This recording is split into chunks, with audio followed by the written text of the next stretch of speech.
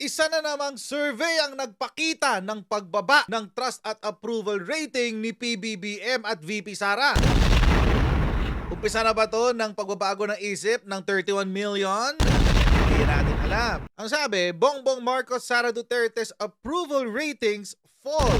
Yan ang sinabi ng Pulse Asia. Ngayon po yan balita, October 2, 2023. Pero panoorin muna natin yung sinabi sa balita. Nel, kailan isinagawa ang survey at ano yung maaaring nakaapekto sa pagbaba ng trust at approval ratings ng Presidente at Vice Presidente?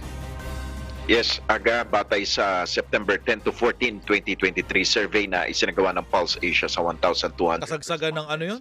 Naitala ang pagbaba Issue sa bigas? ng trust ratings ni na Pangulong Ferdinand Marcos Jr. at Vice President Sara Duterte.